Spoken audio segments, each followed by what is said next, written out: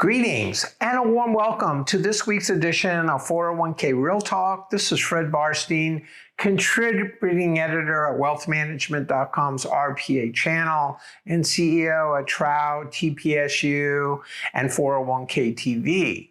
I review all of the past week's stories and select the most interesting and important ones, providing open, honest, and candid discussion you will not get anywhere else. So let's get real. First story. What can DC plans and participants expect from the new Trump administration? Retirement is one of the very few bipartisan issues in Washington, and 401k plans fuel the stock market, so most expect continued support. But here are a few changes that may happen in the short term. First, extension of tax credits enacted in 2017 and the expected lower corporate tax rate could boost the market. No taxes on tips and Social Security could increase contributions. Secondly, more alternative investments like private equity and crypto in DC plans. Thirdly, fewer ESG investments, especially in light of the recent American Airlines ruling. Fourthly, short-term market instability if tariffs are levied. And finally, the death of the DOL's fiduciary role. Next story. JP Morgan Chase, with $44 billion in assets, is the latest victim of the wave of forfeiture lawsuits, with a case recently filed in a California federal court. There have been about 30 other similar suits, many against high-profile plan sponsors.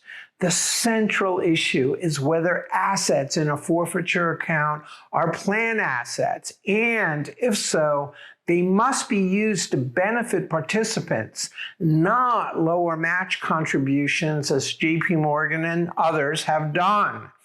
The lawyers will advise clients to make sure plan documents reflect the policy of using these assets to lower contribution costs.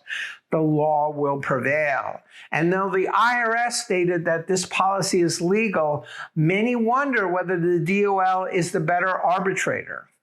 If plaintiffs prevail, there will be major repercussions, even for smaller plans, which could increase costs. And with 30 or so cases and counting filed, there's something afoot, especially with lawyers working on contingency. Next story, are student loan debt repayment programs worth the squeeze? A CPA firm cautions that these programs promulgated under Secure 2.0 can significantly increase costs and work. By including more participants in the plans, the match expense will increase, just like with automatic enrollment.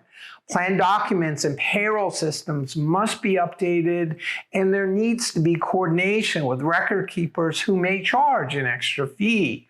These programs can affect the discrimination testing and will require additional employee education and communication. So while it might be noble for plans with participants saddled with student loan debt to be able to enjoy the match, plan sponsors must carefully weigh the costs and extra time, both of which are in short supply. Final story, there is an unprecedented surge of new defined contribution plans expected, especially 401k plans, according to a Cerulli report, caused mainly by state mandates, plus the tax credits in Secure 2.0 and group plans like PEPs. Imagine if there is a federal mandate in Secure 3.0. Read my recent wealthmanagement.com column about how this tsunami will draw in inexperienced advisors and brokers who need to be serviced differently, with lessons from rideshare apps helpful. And last but not least, last week's LinkedIn poll asked, who are the most likely Super Bowl finalists in 2025? 41% of you predicted the Kansas City-Philly matchup, while 29% thought that Buffalo and Philly will be in the Super Bowl. Well done, and good luck to both. So those were the most important stories from the past week. I listed a few others I thought were worth reading, covering best practice when switching providers, Supreme Court to hear ERISA burden of proof arguments, rating retirement readiness scores, American Funds launches new program for business owners, and CFP ranks top 100,000.